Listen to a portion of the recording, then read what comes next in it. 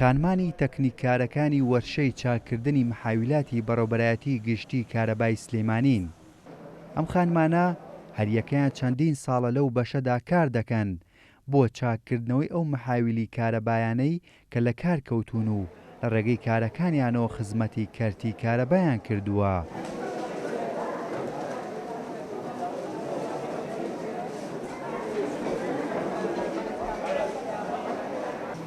بۆ ڕێزگرتن لە ئەرک و ماندووبوونیان و بەرز نرخاندنی کارەکەشیان ئەو خانمانە خەڵاتی ڕێزلێنانی قوبات تاڵەبانی جێگری سەرۆکی حکوومەت هێرێمی کوردستانیان پێبەخشرا.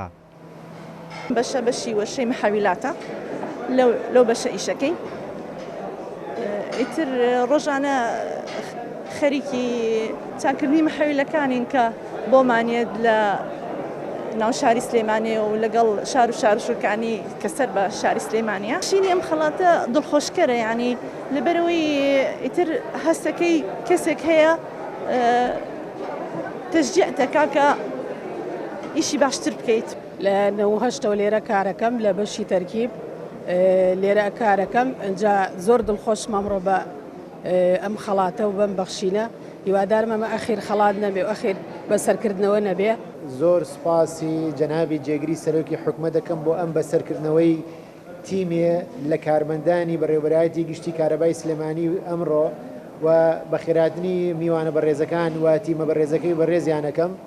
زۆر سپاسیانەکەم بۆم بەسەرکردنەوەیە بۆ ئێمە بۆ بەڕێوەبەرایەتی گشتی و بە تایبەت بۆ پۆلێ لە خوشکان و تەکنیکارانی ناو بەڕێوەبەرایەتی گشتیمان کە لە دەستگایەکی زۆر زیینووی ناو کەرتی کارەبایە کە ساڵانێکی زۆرە خزمەتێکی باشیان بە پارێزگای سلێمانی و بە شاری سلێمانی کردووە، ئامرازی ڕووناکەرەوەی ماڵەکان بوون.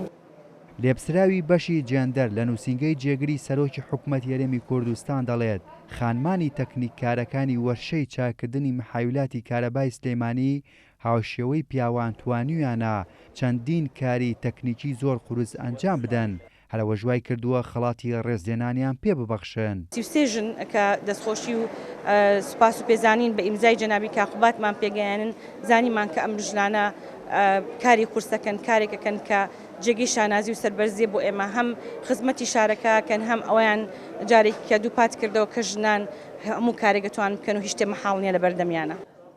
ڕێزگرتن لە ئەرک و ماندووبوونی ئەو خانمانە لە بەشی تەکنیکی بەڕێوەبەرایەتی گشتی کارەبای سلێمانی بەوتەی بەرپرسانی ئەو بەڕێوەبەرایەتیە هەنگاوێکی باشە بۆ خانمان کە ئاوڕی جددیان لێ بدرێتەوە بۆ ئەوەی بتوانن ئەوانیش لە داهاتوودا لە ڕێگەی کارەکانیانەوە زیاتر خزمەتی کۆمەڵگە و کەرتی کارەبا بکەن.